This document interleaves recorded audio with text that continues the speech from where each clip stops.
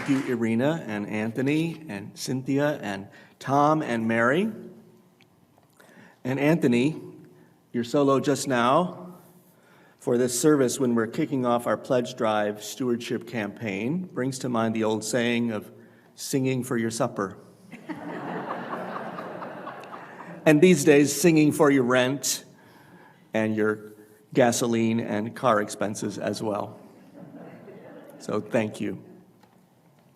In this congregation, the next 14 days are the moment when we make our pledges of support to fund the budget for the coming program year. Some preachers, some UU preachers, joke that the title of their sermon to kick off the stewardship campaign is, wait for it, the Sermon on the Amount.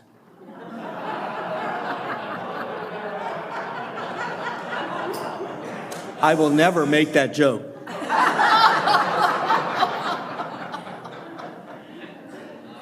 There is some truth to it, because we do need to talk about money in an open and honest way. However, the joke hides the spiritual dimension of this campaign, the spiritual dimension of stewardship. The word stewardship means receiving what has been handed to you and tending it with care and making sure it is available to hand on to future generations. As today's opening words put it, we drink from wells we did not dig. We sit in the shade of trees we did not plant. So at the heart of stewardship is the practice of tending. Our stewardship theme is meeting the moment, tending to community. There are so many ways that we do that here. Every Sunday morning, the coffee is ready. Every Sunday, there are greeters in the welcome hall, and our online Zoom room is open. Twice a month, adult volunteers lead youth group meetings here on campus. Ever since the pandemic began, children from kindergarten to grade 5 have been meeting every Sunday morning on Zoom for a program called Soul Kids, which uses our Soul Matters themes. Miranda Massa and volunteers have been tending that community for 2 years. Today, we are happy to announce that next Sunday morning, the 3rd of April, Soul Kids will come here to campus.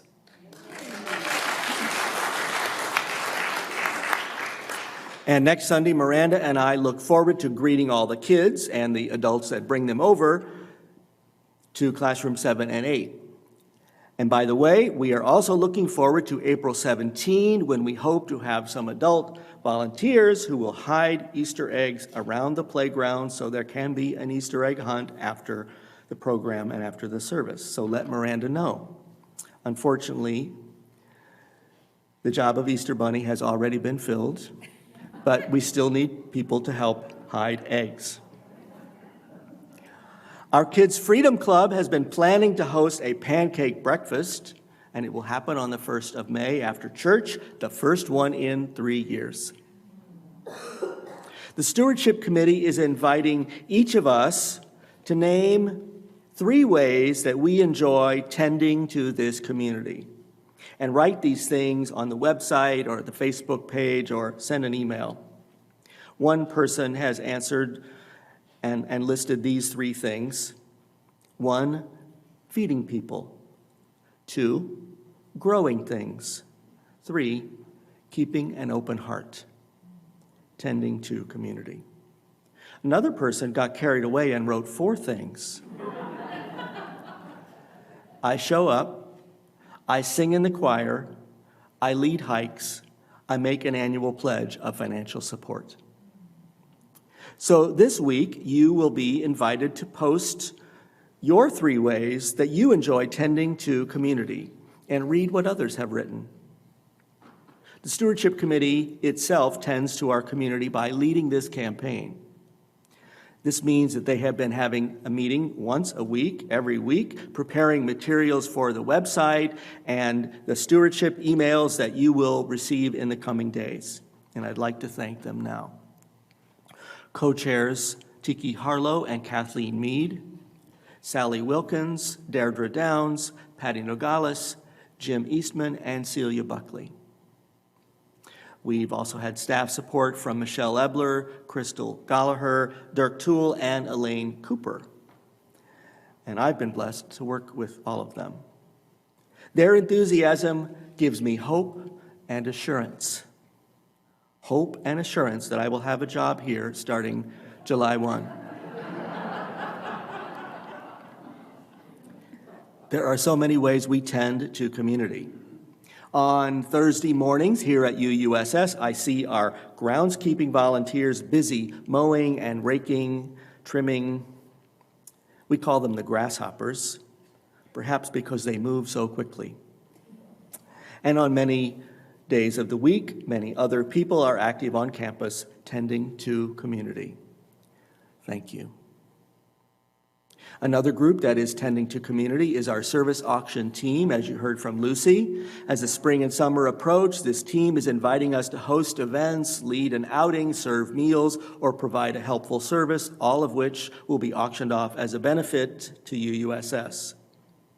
And by their work, this team is helping us to make these gatherings possible, to build connections, and to have fun. A few years ago, I was having coffee with a clergy colleague who serves a church in another denomination. I knew it was a larger church with a lot of programs, but I didn't know how large. For comparison, at UUSS, we have approximately 400 voting members and closer to 500 people in total when you consider all who participate here in some way or another. So I asked, how many members do you have? The answer was over 1,000 members. Holy smokes, I said. I had no idea. But the other minister was quick to add, oh, but there are only about 50 families who keep the church afloat. This was astonishing. I guess it works for them. And I admit that I was tempted to ask if I could be introduced to a few of those people. Surely they wouldn't miss one or two of them. But I realize that even if it works for their church, it is not how most of our Unitarian Universalist congregations operate. Here, we ask everyone to share, to pitch in, to support our missions, our programs, our people. We ask every one of you to do your part, but how you respond is a voluntary decision. We put our faith in your decision. We put our faith in one another. If you have not pledged here before, here is a little background. Most of our members and pledging friends make a monthly pledge and pay it monthly.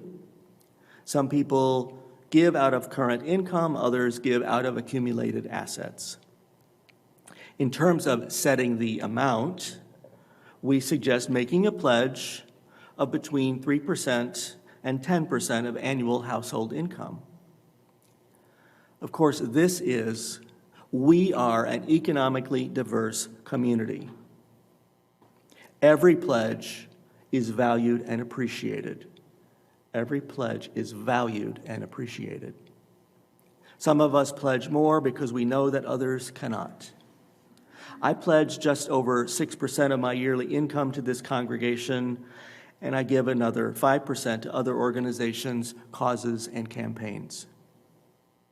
I do this because I can, and because I believe it can make a difference. But please hear this. If the ordinary needs of life are a hardship for you, this community wants to be here for you.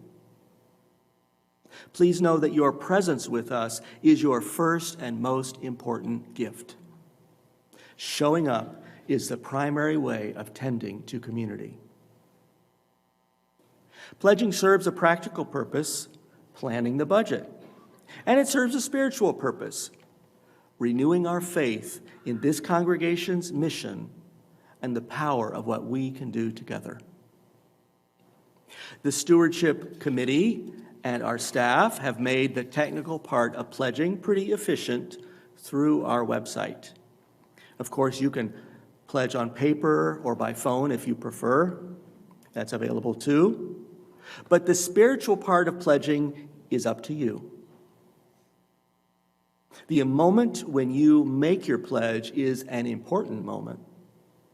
So take some time when you come to that moment to reflect on what you can do and what it will mean.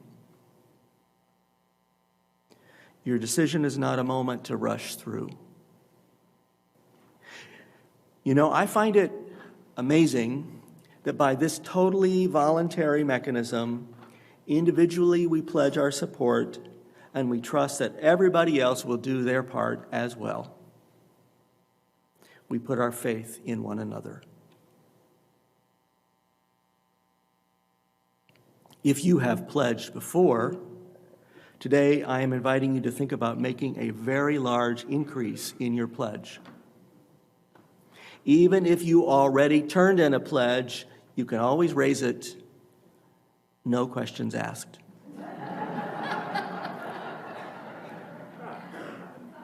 And I would like to invite you to consider if you are able to double your current pledge without any change in your financial security or your standard of living, if you do it. I found that to be true for me back when I did it. And over nearly 25 years in the ministry, I have heard some other Unitarian Universalists testify that they did make such a large increase in pledging, and it did not hurt their standard of living. But it did raise their standard of commitment. It energized their sense of belonging and possibility. This is my invitation to you and my challenge to you. But of course, the decision is yours. We put our faith in your decision. We put our faith in one another. Some of you may be thinking something like this. Right now, war is raining down on Ukraine. Due to global warming, there is climate chaos on every continent. Species are dying. People are hungry. With this world in such a perilous moment, how can we talk about simple things like taking care of the church? Doesn't it seem trivial when people are trying to flee bombs and rockets for us to celebrate our ordinary activities, our times of fellowship? At a time like this, how can the church be talking about book discussions, theater performances, spiritual deepening programs, music, and Sunday services? Maybe it seems trivial on the surface, but here's how I look at it. The people of Ukraine are pleading for nothing more than to enjoy such ordinary activities in peace. What they wouldn't give to be able to go to church, enjoy music, share a cup of coffee without fear of bombs. When they pray for peace, when they insist on freedom, aren't they only asking to be able to watch a play, have a picnic in a meadow again, discuss a book again, or attend a funeral again in peace? How precious it is that we can come together to deepen our lives in such ordinary ways. May everyone be so blessed. Or you may be thinking, why are we giving money to a congregation in Sacramento when we could be sending all our money, all our donations to help the people in Ukraine or Afghanistan or many other hurting places? That's always an option, of course.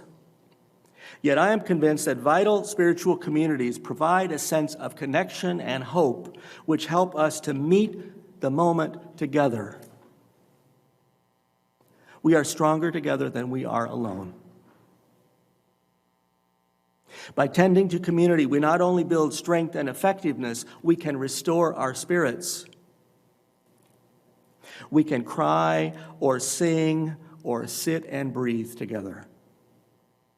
We can share sustenance, both inspiration and food. We can share laughs and hugs and friendly chat messages and smiling faces. Our impact here cannot be measured by money alone, though financial support makes a big difference. Through the stress and strife of the past few years, newcomers of all ages have continued to check us out, to look to us as a community of inspiration, mutual care, connection, and opportunities to make a difference. They seem to be looking for a place to bring their hurting hearts, their curious minds, and their willing hands. When we tend to community, we are making a place for every new person, just as generations past have prepared the way for us. In our nation and our world, this is a pivotal moment. It is a moment of turmoil. The possibilities for transformation are both promising and threatening. Tending to community now prepares us to face our common challenges, whatever any future moment may bring.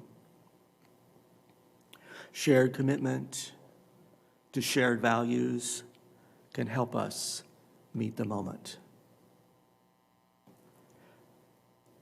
However your mind and your heart respond to this invitation to meet the moment at UUSS, thank you. Whatever you decide is a generous and meaningful pledge of support, thank you. It renews our faith in one another. And that is anything but ordinary or trivial. I hope you appreciate that. It is precious. It is powerful. For all the ways that you are tending to community, thank you. For showing up, for showing kindness, for showing faith in one another. Thank you. Blessed be, and amen.